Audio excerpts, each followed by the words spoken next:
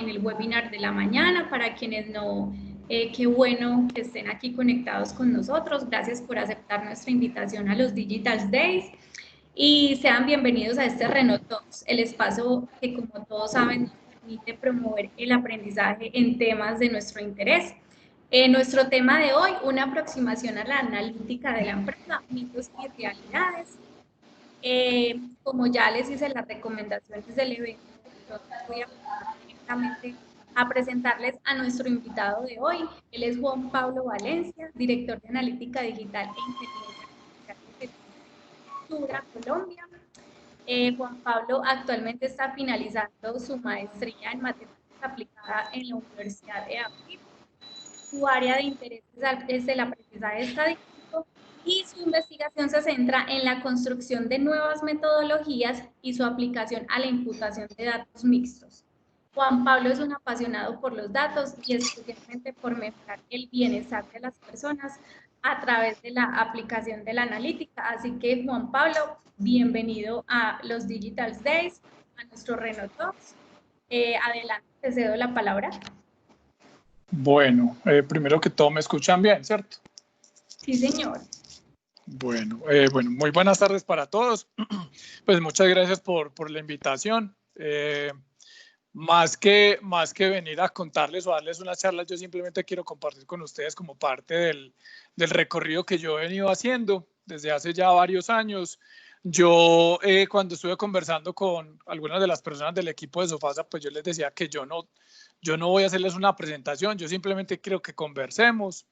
Si ustedes consideran en algún momento y por temas pues de la organización, ven que pueden hacer alguna pregunta durante el recorrido de la conversación, sería muy bacano porque creo que hay temas que pueden ir llevándonos por otro camino. Entonces, si ustedes lo consideran así, pues me parecería muy bacano poder interactuar con ustedes. Si no, pues no hay problema, les hago como todo el recorrido y al final pues también abrimos un espacio de conversaciones.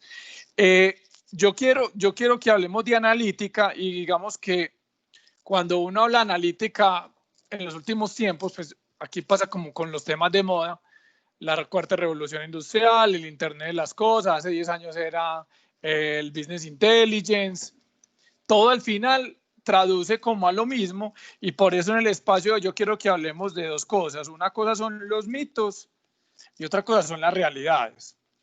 Y yo quiero dejar como varias cosas como claras. La primera es que aquí yo voy a hablarles de mi experiencia, yo no les voy a hablar representando a Sura, que es donde trabajo actualmente, yo les voy a hablar desde la experiencia que yo he tenido en 3 sectores en los que he tenido la oportunidad de trabajar, en el sector financiero cuando trabajé en Bancolombia, en el sector de retail cuando trabajé de consultor para el éxito y ahora que trabajo en el sector asegurador. Entonces, digamos que todas las reflexiones que yo voy a hacer las voy a hacer pues en el marco de la experiencia personal que yo he tenido y en ningún momento pues eso va a comprometer pues a que es algo que Suramericana esté declarando particularmente. Entonces, para arrancar, cuando a uno le mencionan analítica, pues no sé ustedes en Sofasa, me acuerdo cuando yo hablaba con Mauricio Urrea el año pasado que estaba en Sofasa, pues digamos que hay algunas prevenciones o hay algunos paradigmas que tenemos frente a los temas analíticos y de inteligencia artificial. Y lo primero que se nos viene a la mente es que las personas que hacen analítica son personas que tienen doctorados en matemáticas, en física y son cosas para muy elaboradas. Pues ese es uno de los primeros mitos que yo quiero que resolvamos y me voy a ir inclusive un poco más atrás. Todo esto parte, desde mi punto de vista, de algo muy importante y es preguntarse. Yo creo que lo primero que uno debe tener claro cuando uno plantea un tema analítica es cuál es la pregunta que uno quiere responder. Y digamos que a nosotros, como cultura colombiana, pues en la mayoría de los casos, en el colegio y en la universidad nos enseñaban a que los exámenes eran lugares donde uno iba y respondía y por lo general eran exámenes con muchas preguntas y en realidad era pregunta con respuesta única, ¿cierto? Yo no tuve en la universidad ningún profesor que el examen fuera formule una pregunta y mire si es capaz de responderla. ¿Por qué parto de acá? Porque muchas de las reflexiones importantes que uno plantea en temas de analítica es usted qué está haciendo con los datos. porque uno se puede engolosinar y enamorar de la tecnología para la extracción de los datos, para almacenar los datos. Entonces está en la nube, está Azure, está AWS, todas las marcas que ustedes quieran. Después de eso, entonces queremos hacer tableros y entonces los tableros. Y cuando uno muchas veces se acerca a las personas y uno le pregunta, vení, ¿ese tablero para qué? Decime con ese tablero yo qué puedo accionar desde el punto de vista del negocio, pues nos quedamos en, no, mira, pero es que el tablero me quedó muy bonito, mire que ya no tengo que hacerlo a mano, ya no me demoro 3 días, ya me demoro 1 hora, y eso está súper bien. Pero digamos que detrás de eso, de fondo, yo quiero que la primera reflexión que nos llevemos es en las preguntas. Y con este pretexto de las preguntas, yo les voy a hablar como de las 4 o 5, pues cada 2, 3 meses sale alguna aproximación diferente a los estados o a las clasificaciones de la analítica, pero digamos que las preguntas me tienen que llevar a varias cosas. Entonces digamos que hay un primer estadio, vamos a hablar del para qué, y esto es muy asociado como con el círculo de oro, y es el propósito. Pues yo a veces pongo esto en orden diferente. ¿Para qué? ¿Cómo lo hago? Perdón. ¿Cómo lo hago? Y finalmente, ¿qué es lo que hago? Entonces, cuando digo para qué, ¿a qué me estoy refiriendo? A la estrategia de Sofasa. ¿Cuál es la estrategia de Sofasa en Colombia? ¿Cuál es la estrategia de Sofasa en Latinoamérica? ¿Cuál es la estrategia de Sofasa a nivel global? Y ese para qué va a ser muy importante. ¿Por qué? Porque el para qué va a ser el filtro natural de lo que nosotros hagamos. Y ahora en época COVID creo que sí nos hemos vuelto mucho más eficientes. Entonces, básicamente que cualquier cosa que no apunte a este propósito estratégico que tenemos, casi que lo tenemos que descartar. Y en ese sentido, la redacción de las preguntas va a ser muy importante. Y si aquí planteamos una línea del tiempo, digamos que esas preguntas, yo las puedo, esto no se va a ver bien, estas preguntas yo las puedo dividir en preguntas del pasado, preguntas del hoy y preguntas del futuro. Listo. Esas preguntas del pasado, del hoy y del futuro van a dar origen como a 3 momentos y a 3 elementos muy importantes de la analítica, que son, primero, pues cuál es el nivel de madurez o nivel de complejidad de la analítica. Segundo, vamos a hablar de los datos y la tecnología, no como área, sino como herramienta. Y tercero, vamos a hablar de lo más importante, que es del talento humano. Entonces, miren que el foco de esto es, yo tengo una pregunta. Yo observé el proceso productivo, yo sé que aquí tengo unas oportunidades, yo tengo una pregunta. Primero, esa pregunta corresponde al pasado, corresponde al presente, corresponde al futuro. Vamos a hacer un ejemplo. Entonces, yo estoy interesado en saber cuáles son las marcas que más se han vendido a lo largo de este año. Entonces, yo estoy interesado aquí en saber qué pasó. Probablemente me pueda preguntar por qué pasó. Y aquí hay un primer estadio de la analítica, que es el estadio de la analítica descriptiva. ¿Qué es analítica descriptiva? Es describir los datos. Además, porque hay un primer mito que vamos a quitar por completo, y es que analítica solamente la hacen los ingenieros, los científicos de datos, los matemáticos, los físicos. Eso es completamente falso. Una persona que sea capaz de comparar 20 contra 10 y saber que duplicó y entender en el contexto del negocio lo que significa, ya está haciendo analítica. No necesariamente tenemos que usar redes neuronales, deep learning, regresiones, serie de tiempo para hacer analítica. Esas son herramientas que van a ir de la mano de la sofisticación de las preguntas que planteemos. Entonces, digamos que ahí hay un primer estadio. En esta primera parte, normalmente hay una gran cantidad de las áreas de la compañía. ¿Por qué? Porque digamos que para tomar decisiones, que es el final último de la analítica, pues yo por aquí voy a ir anotando como varias cositas que quiero que resaltemos. La analítica, primero que todo, ¿para qué me sirve? Para mejorar la toma de decisiones. no la sustituye, la acompaña, la apalanca. Yo puedo ser muy bueno haciendo modelos, pero si yo no entiendo el fenómeno, yo no puedo hacer nada.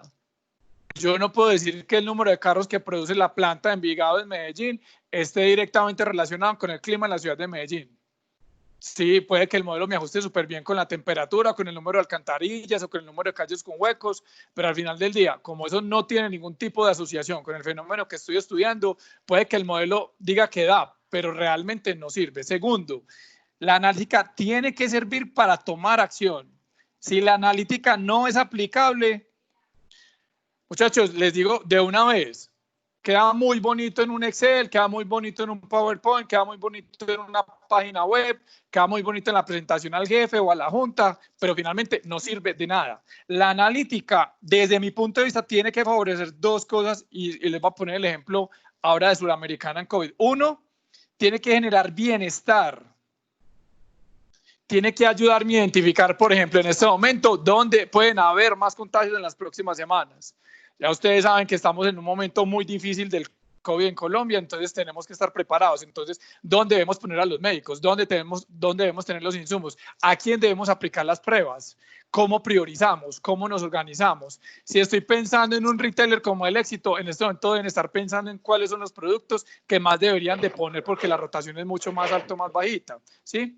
Entonces la analítica tiene que estar enfocada en el bienestar y segundo, pues la analítica tiene que estar enfocada como en la generación de ingresos. Esto puede ser eficiencia o puede ser la generación de nuevos ingresos.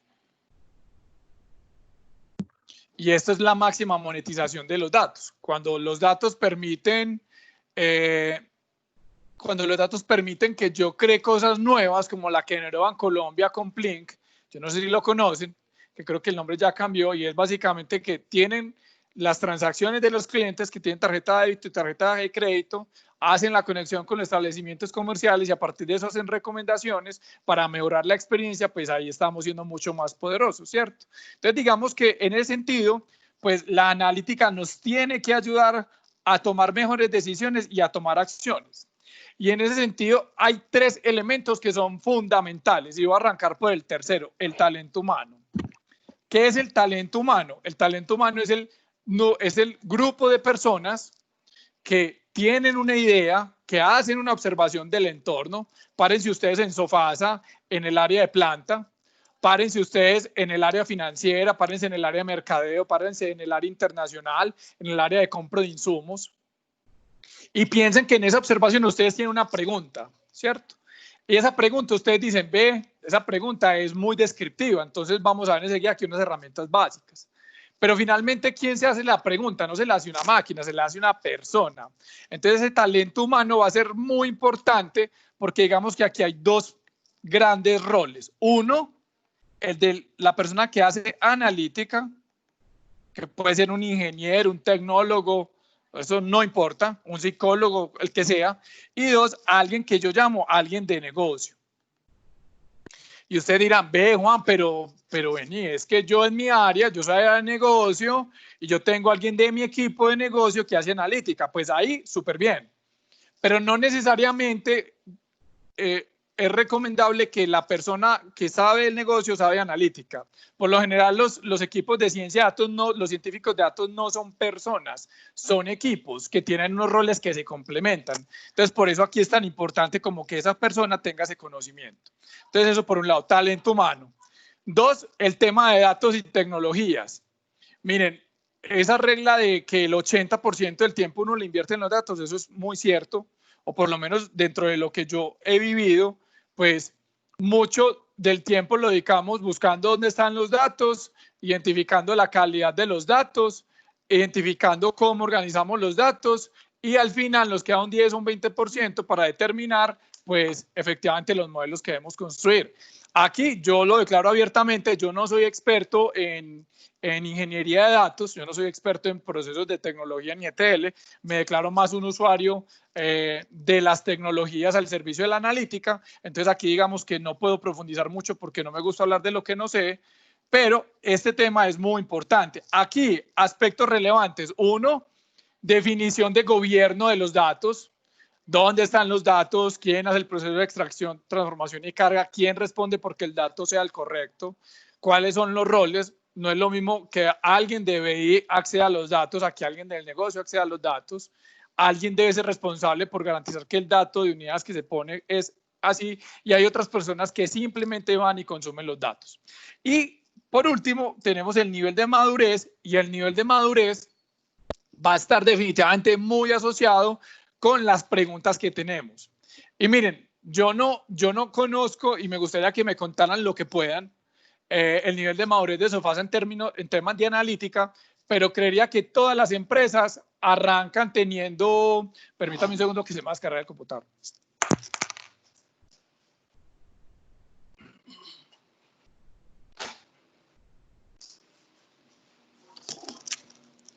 Ahora sí.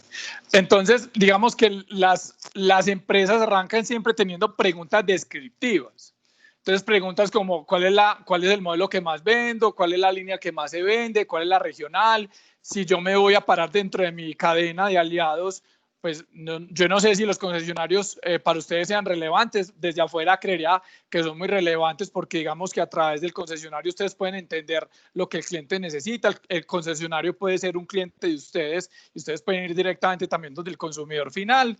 Entonces, esas preguntas descriptivas se empiezan a convertir como, hey, vení, yo quiero saber cuando una persona va al concesionario y compra un Renault, va a poner cualquiera, un Renault Sandero, cuáles son los accesorios que lleva.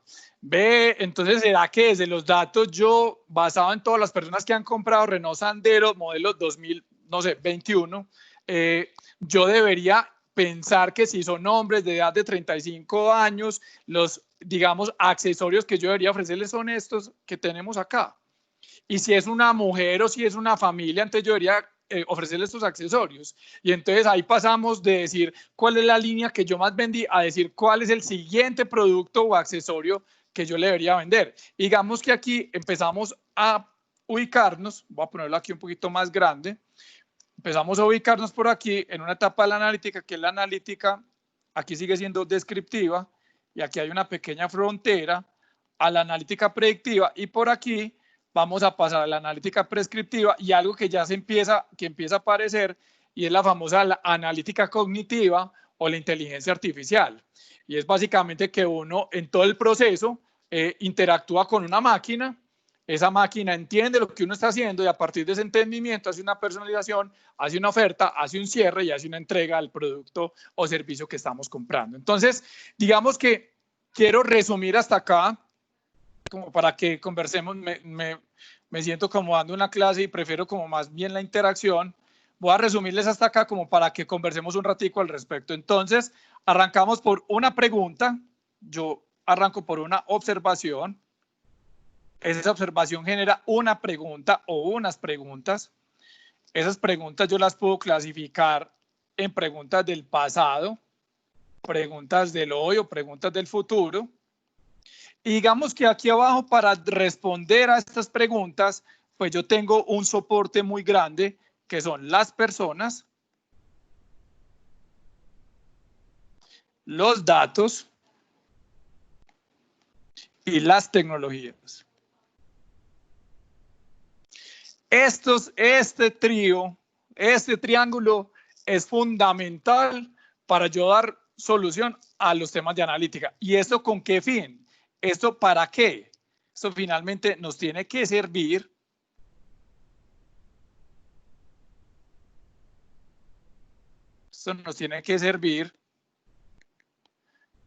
para materializar la estrategia de la compañía. Y la analítica tiene que poderse medir.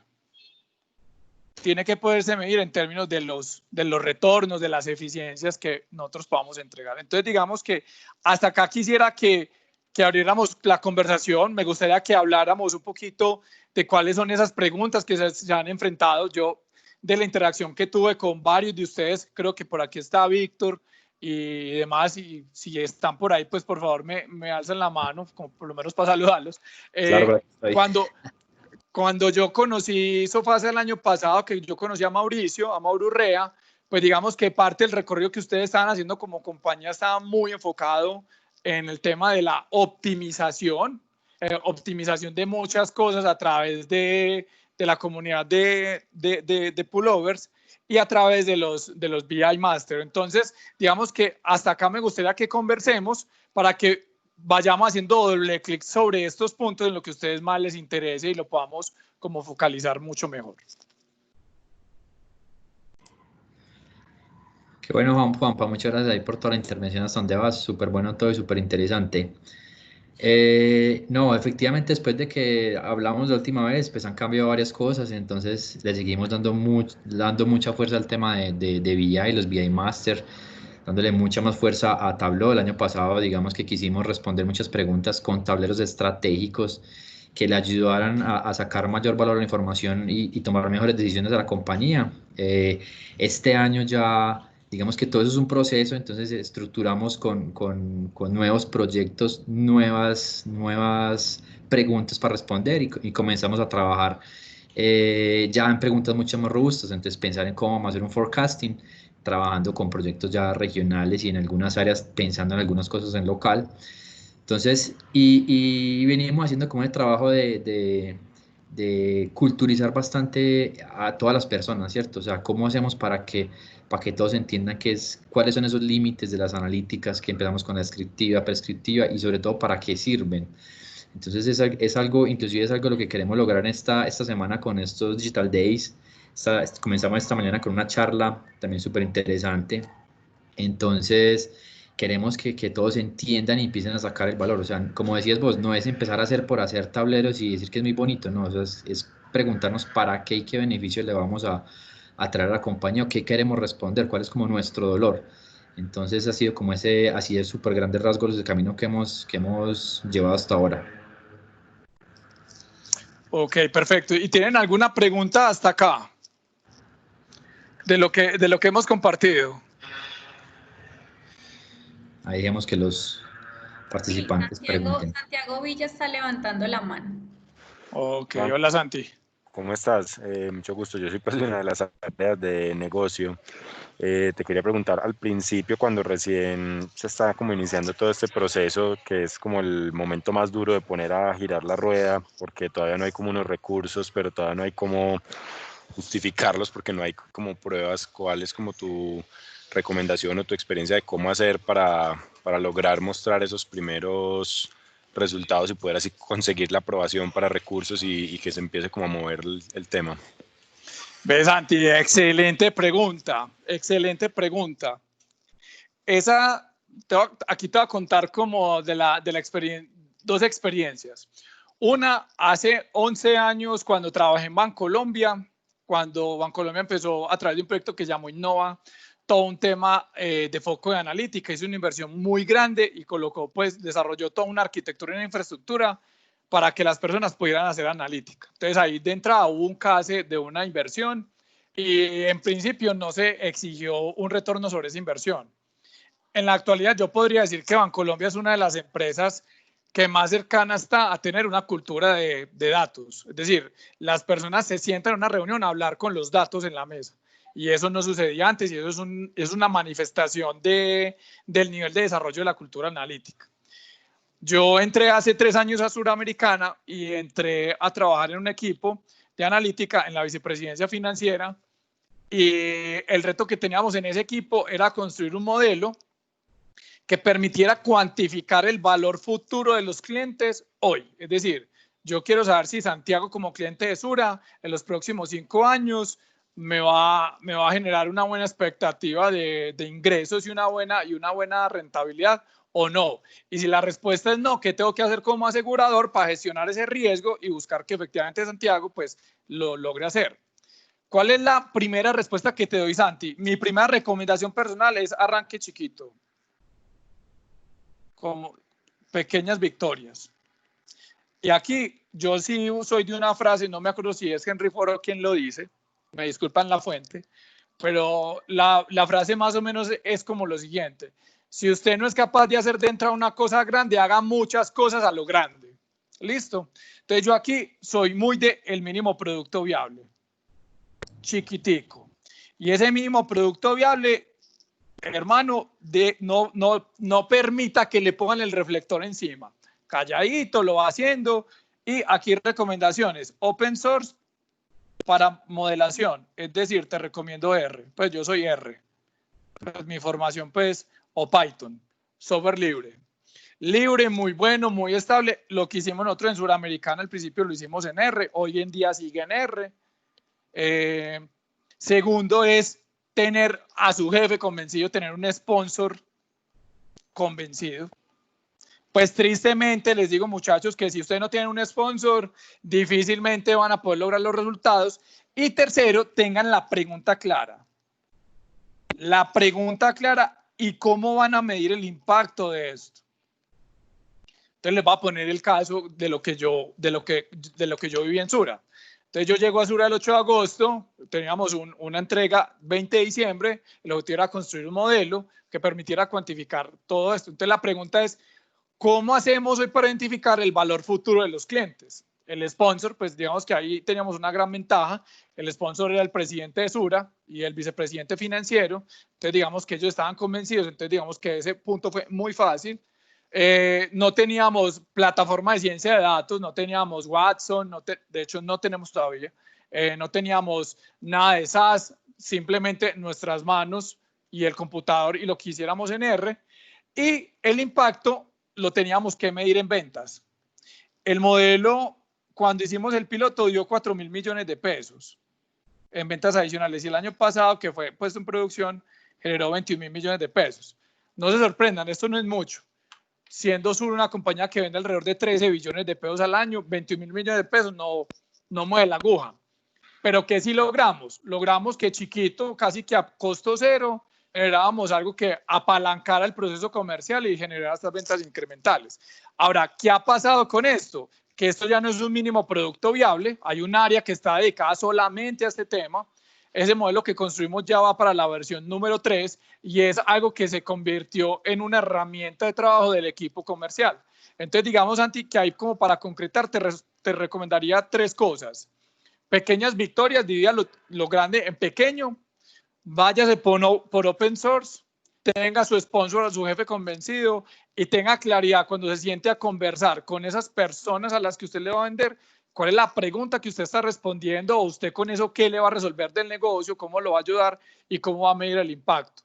Si usted tiene claridad de estas 2 últimas, pregunta de impacto, difícilmente le van a decir que no, porque un tomador de decisión lo que le va a decir es, ¿eso cuánto me va a dar y usted dónde me lo va a mostrar? Y si lo tenés claro, ahí pues te vas solito. La inversión llegará sola, llegará absolutamente sola, Santi.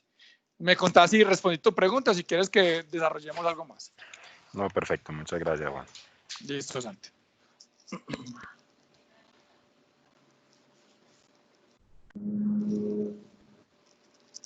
¿Ustedes son muy tímidos o...? Preguntas, comentarios. Juanpa, una pregunta ahí, sobre todo, ahí un poquito hablando más de la experiencia de Sura, esa cultura de los datos que tienen ya internamente, el tema de autoservicio, el tema de las herramientas que se tienen para implementar, o sea, ¿qué tanto trabajo les ha tomado, les tomó, qué también tanta aceptación han tenido internamente con todo ese tema? Bueno, pues yo creo que aquí pues el objetivo debe ser absolutamente siempre transparente y no chicanear. Vean, muchachos, cultura no hay. La cultura es el resultado de un proceso de muchos años, de muchas conversaciones, de muchos aprendizajes, de muchos logros, de muchos fracasos. Entonces, en este momento, cultura de datos no hay. Estamos en ese proceso. Entonces, yo inclusive les voy a hablar de los 3 puntos, desde el talento humano, desde los datos y desde las tecnologías, y les voy a contar cómo estamos ubicados. Entonces, lo primero es, en términos de talento humano, yo no sé qué tanto conocen ustedes a Suramericana, pero Sura Colombia tiene como 2 grandes negocios. Un negocio que es el negocio de los seguros voluntarios, por ejemplo, una póliza de autos, una póliza de hogar, una póliza de salud global. Son seguros voluntarios. Yo voluntariamente voy y decido pagar por el servicio. Hay unos seguros que son los seguros obligatorios, y es aquello que por ley yo estoy obligado a comprar o a pagar, por ejemplo, la ARL o la EPS o el SOAT, son seguros obligatorios. Y digamos que en ese sentido, como somos una compañía tan grande y tan diversa, pues tenemos áreas de analítica en diferentes frentes de trabajo. Digamos que hay un equipo que es transversal a toda la compañía, que es el equipo de analítica de tecnología. Y ese equipo de analítica de tecnología tiene muchas misiones muy grandes. Digamos que hay 3 misiones muy grandes. La primera es que ellos son los responsables de todo el tema de los datos. Cuando digo responsables de todo el tema de los datos, lo que me refiero es a que ellos son los que se encargan de definir cuál es la infraestructura, cuál es la arquitectura, cuáles son los roles y responsabilidades de todos los empleados de la compañía en términos de los datos. Segundo, ellos son los que definen las tecnologías para temas de ciencia de datos, y ahí les cuento que estamos haciendo un proceso como compañía para adquirir una plataforma de ciencia de datos, porque digamos que como tenemos tantos equipos, los niveles de madurez dentro de los equipos de analítica son muy diferentes. Hay equipos de analítica que están apenas iniciando el recorrido a la analítica descriptiva. Hay otros que van en la analítica prescriptiva, como es el caso de un equipo que está en la gerencia en la que yo trabajo, que es el equipo de innovación digital, donde ellos están más parados desde la incertidumbre técnica, y entonces sacamos hace 2 años un producto que es arrendamiento digital, que es un producto 100% digital que tiene un motor analítico para asignar un score y definir cuál es el riesgo que tiene la persona. Y tenemos áreas que no hacen analítica. Entonces, digamos que desde ese punto de vista tenemos unas disparidades. ¿Qué tenemos en talento humano? Tenemos algo que llamamos la ruta de aprendizaje.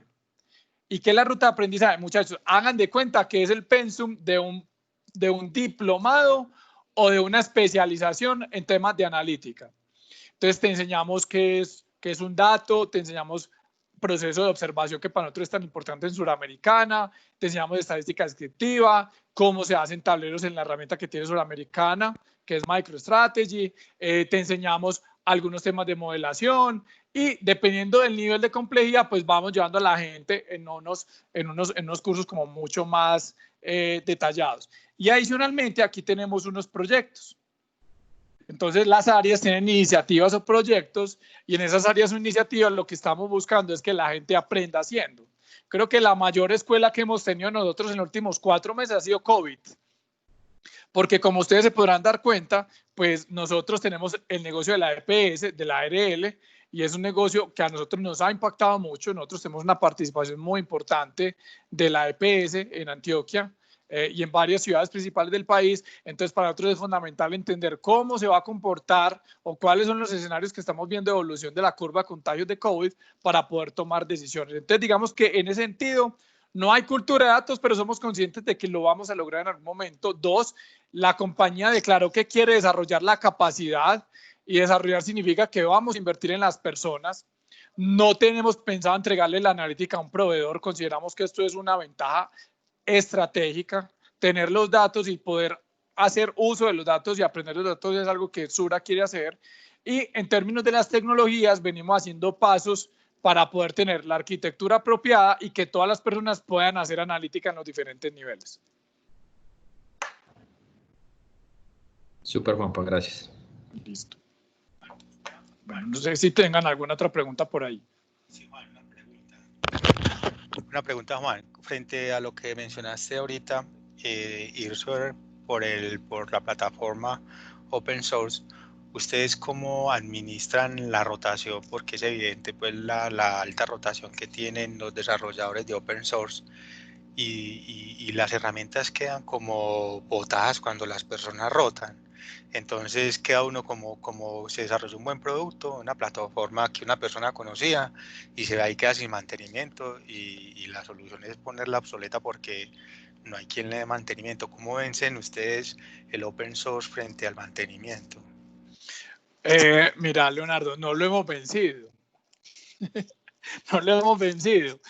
¿Qué es lo que hacemos? Y aquí pues yo creo que cada uno de los líderes de analítica de las diferentes áreas de la compañía pues tendrá su visión. Yo te hablo de los 2 equipos en los que he estado, el de la financiera y ahora el de transformación digital. Mira, yo tengo como varias cosas. La primera es que siempre que trabajamos en proyectos de analítica, pues yo soy más bien muy pegado como de la academia. Entonces yo utilizo una metodología que se conoce como la metodología CRISP-DM. ¿Qué es CRISP-DM? Es un marco que se creó en los años 90, como en el año 1998, donde muchas personas que hacían en ese momento data mining dijeron, venga, conversemos y pongámonos de acuerdo, porque es que usted está tratando de una manera, yo de otra, y al final pues todos terminamos siendo unos mentirosos. Ahí aplica pues esa máxima que reza que media verdad más media verdad no es una verdad, sino que los dos quedan como mentirosos. Entonces yo lo primero que defino con el equipo es, venga, si vamos a hacer un proyecto o una iniciativa, vamos a hacer un brief. Es más, ahorita si nos queda tiempo les muestro una plantilla muy básica que nosotros creamos. Y el proceso de modelación lo hacemos en CRISP-DM. Básicamente, ¿en qué consiste la metodología? Usted identifica una pregunta del negocio, usted tiene que hacer explícita esa pregunta. Esa pregunta puede ir acompañada, esa pregunta es como el objetivo general. Esa pregunta va acompañada de otras preguntas secundarias que pueden ser los objetivos específicos. Esas dos se llevan a preguntas desde los datos. Por ejemplo, la pregunta de negocio es ¿por qué razón los siniestros de la póliza de arrendamiento digital han crecido en los últimos 5 meses? Esa es la pregunta de negocio. La pregunta desde los datos me va a decir, vení, ¿dónde identifico dónde están los clientes? ¿Qué es un cliente? ¿Qué es una transacción? ¿Qué es un siniestro? Entonces, digamos que van 2 etapas. Pregunta del negocio, pregunta desde los datos, análisis exploratorio de los datos, construcción del modelo o de los modelos, validación de los modelos y puesta en producción del modelo. Y eso es un ciclo que itera. ¿Listo? Si quieren, yo les puedo compartir el artículo que inclusive viene con las actividades que se deben desarrollar en cada una de las fases y a partir de ahí uno puede empezar como a estandarizar. Aunque buscar estandarizar un proceso analítico es como buscar estandarizar la innovación. Como la innovación es como la innovación como la analítica son procesos de creación. Y como son procesos de creación, pues estandarizarlos atenta contra esa creatividad. Entonces, digamos que uno más bien da unas líneas. Eso es lo primero. Lo segundo, pues nosotros la mayor parte de las cosas las documentamos en repositorios tipo Git o Bitbucket, donde tenemos el versionamiento de los modelos que construimos y desafortunadamente esto nosotros lo tenemos en la nube del equipo. Entonces, si todo el equipo de analítica digital se va, pues la compañía probablemente no sepa qué fue lo que hicimos, ¿cierto? No hay una gestión de ese conocimiento. Digamos que se hace muy local en los equipos. ¿Qué es lo que busca la plataforma de ciencia de datos precisamente? Que como hay unos externos que están pendientes del versionamiento, inclusive de la ética de los modelos, que es un tema también pues muy relevante que valdría la pena tocar, y es que no estemos construyendo modelos que sean corruptos. Es decir, que no estemos construyendo modelos de antiselección. Es decir, que no estemos castigando o premiando ciertos perfiles o ciertos casos. Yo no sé si ustedes han leído en Estados Unidos que hay modelos que tienen cierto tipo de sesgo racial. Y es el ejemplo clásico del mismo delito, persona de color blanco, persona de color negro, al uno lo dejan libre, al otro lo meten a la cárcel 10 años. Entonces, esos modelos, uno tiene que tener un externo, un veedor externo, que le esté diciendo a uno que efectivamente desde el modelamiento pues no hay un sesgo. Porque finalmente, en términos de los modelos, todos los modelos van a estar siempre malos. Los modelos son una aproximación de la realidad. Lo que pasa es que estamos buscando cuál es el menos malo. Entonces, digamos que en ese sentido, esta es la forma en la que nosotros lo abordamos, Leonardo. No lo hemos resuelto. Y les digo pues con toda honestidad, creo que pocas cosas tenemos resueltas en Suramericana. Tenemos, creo que la más importante resuelta es que le creemos al tema y le apostamos al tema. Lo demás está en proceso de construcción permanente. Ok, gracias, Juan. Listo, Leonardo. Juan, disculpa, veo que durante tu discurso haces mucho énfasis en tener como equipos de analítica como dedicados o separados. ¿Crees que eso es una de las claves del éxito o que tener la gente como disuelta en el negocio igual es viable? Ves, Santi, ¿sabes qué? Es una pregunta súper difícil, huevón. Así, ¿por qué? Mira, cuando yo trabajé en Bancolombia, empecé trabajando en la dirección de mercadeo y la dirección de mercadeo en Bancolombia éramos como 110 personas y atendíamos todo Bancolombia. Entonces, en la dirección de mercado respondíamos por el mercado para 10 millones de clientes en ese momento. Hubo un cambio de presidencia, llegó Carlos Raúl Yepes y se definió que el negocio tenía que tener su propia palanca analítica. Entonces, ese equipo de analítica que estaba concentrado se diluyó por toda la compañía. Y eso genera unas velocidades. ¿Cuál es la ventaja o la desventaja? Y yo creo, y voy a inducir la respuesta que yo tengo hasta el momento, y es que no es ni centralizado ni descentralizado, sino que tiene que haber un modelo mixto. Es decir, tiene que haber un modelo donde hay un equipo transversal que está pendiente por los grandes retos, y para mí los grandes retos son esos tres frentes. Uno, los datos. ¿Usted cómo garantiza que los datos están bien custodiados, que están en la mejor tecnología? Y ahí tecnología es la clave.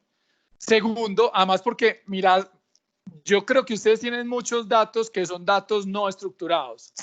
Yo no sé hasta qué, yo creo que ustedes tienen como una mezcla muy bacana de los dos. Sí. Estoy pensando en que ustedes tienen las ventas de los carros o de lo que ustedes le entregan a los concesionarios. Pues me corrigen si no se llaman concesionarios o cómo se llaman. Dos, ustedes tienen los dispositivos de telemática o los dispositivos que ustedes tienen en la planta y en los carros, que son datos que por lo general van y se almacenan a bases de datos que son no relacionales. Entonces ahí tenemos que tener tecnologías diferentes para almacenar y para extraer los datos. Entonces eso es muy importante, tecnología. Segundo, en el tema de la arquitectura y la infraestructura, a veces lo suficientemente robusta y flexible para que mañana o pasado mañana no es AWS, sino que es Google. Entonces apago uno y prendo el otro, y entonces ahí el modelo de as a service es muy relevante. Y el tercero, que es el tema de las competencias. Y ese tema de las competencias, yo ahí no estoy tan seguro que sea el área de tecnología el que deba estar pendiente, sino que debería ser un área transversal, inclusive de talento humano, que esté velando por los perfiles.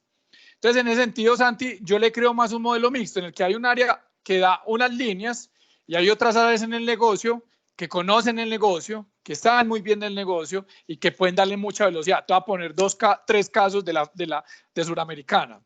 Uno, no es lo mismo hacer analítica en este momento en salud, donde el fuerte está en la epidemiología y en los modelos para poder construir las curvas de contagio, las curvas de infectados, ¿sí? A tener un equipo que esté haciendo analítica en este momento en la vicepresidencia financiera para saber cómo hace la evolución de la tasa de cambio, el desempleo, y eso cómo afecta a los portafolios de inversión que tenemos de las pólizas. Es muy diferente a nosotros en transformación digital, donde estamos pensando cómo hacemos para habilitar los activos digitales para poder llegar de una manera más rápida, más fácil y más oportuna a los clientes y poderle vender un seguro. Entonces, mira que si vos concentrás esa presión y ese conocimiento en un solo equipo, caes en el riesgo inminente de que en algún momento no vas a poder suplir. Una, porque no tienes la capacidad de personas, y dos, porque puedes tener las personas, pero esas personas pueden no entender lo que necesita cada uno de los negocios. Entonces yo ahí sí te diría que un equipo transversal y unos equipos focalizados respondiendo a las necesidades de cada uno. Lo que llama nuestro presidente en Suramericana tener el transatlántico, que es equipo transversal, y tener la lancha rápida. La lancha rápida es la que va rápido, se equivoca y vuelve. Va, se equivoca y vuelve. Entonces lo plantearía más como una mezcla de los dos. Súper, gracias. Listo. ¿Alguna otra pregunta?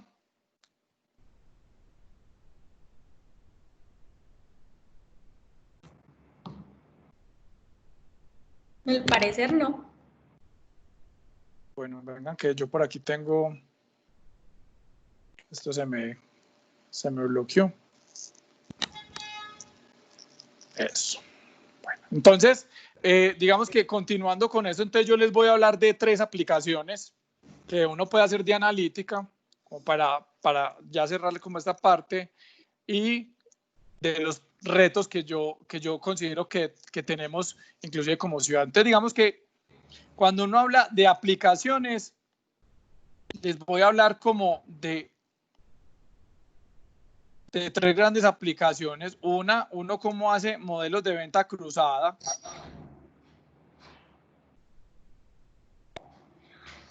Dos, uno cómo hace para organizar, por ejemplo, o para identificar los productos que se deben vender en una promoción. Y el tercero está muy enfocado como identificación de clientes potenciales. Entonces, esas son 3 aplicaciones. Esta primera es del sector financiero, este es del sector retail y este es del sector asegurador. Pues que es básicamente como 3 ejemplos de la experiencia que yo he tenido. Entonces, miren, y aquí también como voy a abrirles como la posibilidad de que ustedes por analogía vayan identificando qué pueden hacer, y si quieren lo que podemos hacer en los últimos minutos que nos quedan es conversar alrededor de cómo uno puede empezar a construir estos modelos. Entonces, lo primero es que cuando uno habla de modelos de venta cruzada, yo creo que todas las compañías tienen una gran pregunta hoy en día, y es, dentro del ciclo de vida de los clientes, digamos que en términos generales uno tiene atracción, tiene fidelización y tiene como retención, ¿cierto? Y por lo general, los procesos de atracción son los procesos más costosos. Hay industrias que dicen que la razón es de 1 a 5 entre mantener y traer un cliente nuevo, otros hablan de 1 a 10, otros hablan de 1 a 15, depende. Pero entonces, cuando uno tiene un cliente en la compañía, pues el proceso de fidelización es, ¿yo cómo hago para vestir ese cliente con los productos que tenemos? Entonces, voy a pararme en el caso de Bancolombia. El caso de Bancolombia, cuando trabajé hace ya pues unos 10 años allá, pues lo que nosotros decíamos es, ¿cómo hago para que el cliente que tiene una tarjeta de crédito, miremos si le cabe un crédito de consumo? ¿O cómo hacemos para que el cliente que tiene un consumo, pues realmente tenga otro consumo? ¿O cómo hacemos para identificar que el cliente que se le está acabando el crédito de consumo, pues necesita otro? Y entonces ahí hay una primera aplicación desde los datos, y es nosotros cómo aprendemos lo que llamamos como identificar los clientes como yo. Clientes como yo. Es decir, si yo tengo el perfil de un cliente en Sofasa, que es el hombre casado con 2 hijos, que tiene una Coleos y además tiene una Tux, además tiene una Duster, ¿cómo hago yo para ofrecerle una, no sé, una Alaska, ¿no? algún otro carro que ustedes vendan? ¿O cómo hago para hacerle una aproximación, para hacerle un mantenimiento? ¿O cómo me acerco a cambiarle los accesorios o cosas similares? Entonces, digamos que esa es una primera aproximación, es una aproximación muy interesante, y este tipo de modelos normalmente los enfocan mucho los equipos de mercadeo.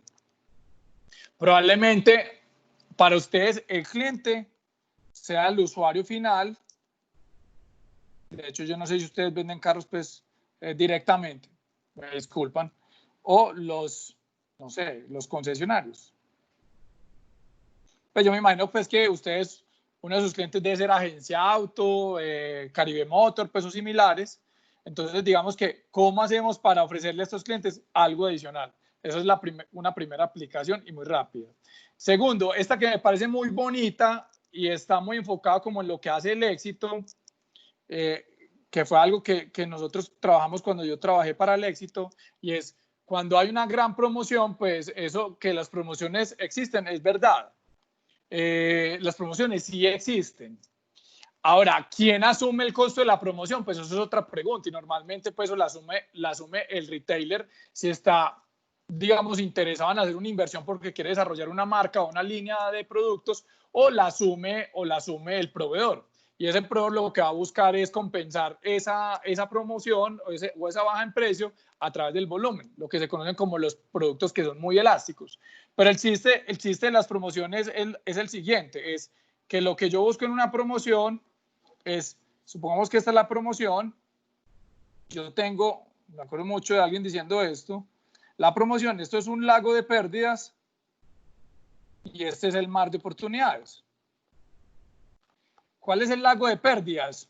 Entre comillas, los productos a los que yo les bajo el precio. Pero ¿qué pasa? Ese producto al que yo le bajo el precio, lo pongo al lado. Yo aquí tengo, voy a poner el ejemplo clásico, yo aquí tengo el arroz, y el arroz yo llego y le bajo el precio. Entonces, lo que normalmente piensa la gente es que si el precio me le bajan el 20, el 30%, pues yo voy y compro más arroz y yo al lado le pongo el aceite. El aceite está con el precio normal. Entonces, si yo compro más arroz, pues probablemente voy a llevar más aceite. Entonces, lo que hacemos es que identificamos que aquí tenemos unos combos de productos. Entonces, a esos combos de productos lo que le estoy diciendo es, ese producto está asociado con este otro producto, este producto es muy elástico al precio, porque lo que le estoy diciendo es que si usted baja el 20, el 30%, la demanda se le va a disparar, entonces usted compensa ese 20% por el volumen, pero adicionalmente usted está generando una venta cruzada o un efecto de halo o arrastre que es bien interesante para los retailers. Eso, ¿qué lo veo yo aplicado al negocio de ustedes? En los accesorios. Hombre, si yo compré, no sé, el audio y le voy a poner los superparlantes, entonces mirar cuáles son las combinaciones más apropiadas. O si yo llevo la cojinería de cuero y llevo este accesorio, ¿qué más puedo hacer? O llevo los rines y llevo, no sé, pues yo no sé mucho de carros, llevo algún accesorio, ¿cómo hago para empaquetarlos de tal manera que yo logre que el cliente salga bien, porque no es engañarlo, y yo tenga una ganancia muy importante? Y el tercer ejemplo, que en este sí me quiero detener un poquito más, que yo no sé si ustedes lo han hecho alguna vez, está muy enfocado en lo que se conoce como los modelos de Customer Lifetime Value. Básicamente, ¿qué son estos modelos?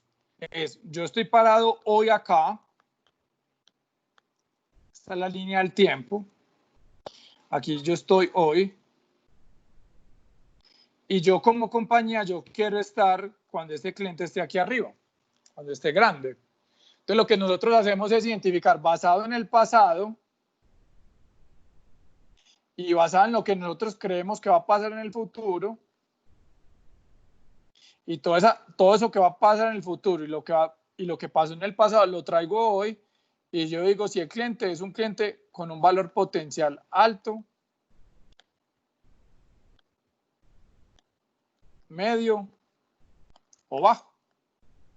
Y quiero aquí dejar algo muy claro, estos modelos no son modelos antiselección, estos modelos son de priorización, ¿sí? Habrá algunas cosas en las que a mí me interesa más atender a un cliente ya, y habrá otras en las que me interesa atender a ese cliente después. Entonces, estos modelos son muy útiles para hacer este tipo de ejercicios. Entonces, yo no los voy a aburrir con tecnicismo ni nada, simplemente quiero ilustrar 3 aplicaciones para que si quieren conversemos alrededor de esto, miremos algunas preguntas adicionales, si quieren que profundicemos en algo más, y si no, pues pasamos y recogemos, hacemos algunas observaciones finales y ya.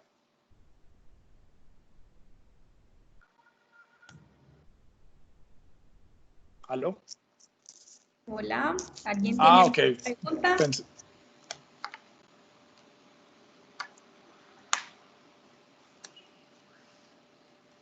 No, al parecer nadie tiene preguntas. Ok, pues entonces, para que cerremos, entonces yo quiero como hacer un recuento como de lo que conversamos. Entonces, lo primero es fundamental las preguntas. Las preguntas vienen de un proceso, de un momento cero, que son la observación. Y la observación es muy importante. ¿Qué es la observación? Como les decía, es el personal de planta que está viendo que se puede mejorar un proceso, es el jefe que tiene mucha experiencia y sabe que un proceso se puede organizar diferente, es una persona que desde el punto de vista académico está identificando nuevas tendencias que se están aplicando y las quiere aplicar.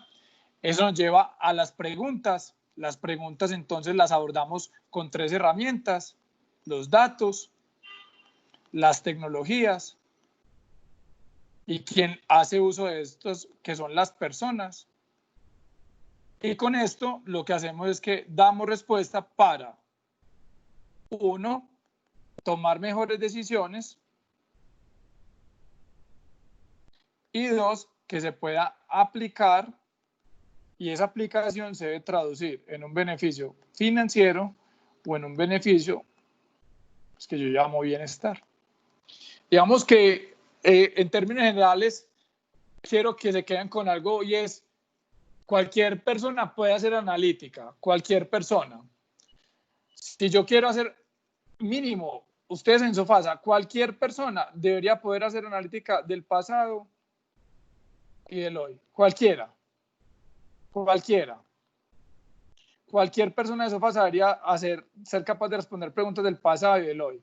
Probablemente las preguntas del futuro requieren un poquito más de conocimiento técnico, y creo que inclusive uno con un buen nivel de expertise puede llegar a hacer aproximaciones de futuro sin necesidad de tener una herramienta estadística o matemática.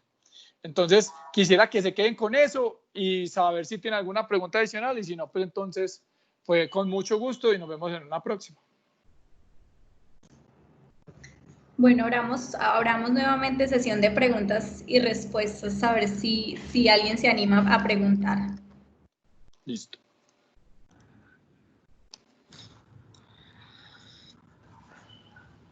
No, yo no tengo preguntas, pero quería agradecer a Juan Pay por el tiempo. Excelente la presentación, todos los comentarios y esa visión que nos abriste aquí, sobre todo para todos los que están participando. Muchas, muchas gracias. Listo, con mucho gusto, Víctor. Bueno, pues quedo atento a cualquier pregunta. Si no se les ocurre ya, pues ahí estamos súper pendientes como de ver qué podemos colaborar. Creo que finalmente en el tema de datos nadie tiene una respuesta final. Entonces estaremos súper atentos a lo que necesiten. Muchas gracias por el tiempo y que tengan una feliz tarde. Bueno, Juan, hasta luego. muchas gracias a ti. Bueno, chao. Chao, Juan, gracias. Chao, que estés muy bien. Bueno, al resto de nuestros invitados, muchas gracias por regalarse este espacio de aprendizaje en el formato de Renault Talks con nuestros Digital Days. Les recuerdo que siguen abiertas las inscripciones para la hackathon que tendremos el próximo miércoles 17 de julio. Todavía tenemos 2 cupos disponibles.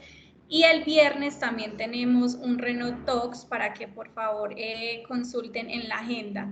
Recuerden que en el chat publicamos un link para que participen por un altavoz inteligente EcoDoc. Feliz tarde para todos y muchas gracias. Gracias, Caro. Chao. Gracias. Hasta luego. Gracias. Luego, gracias.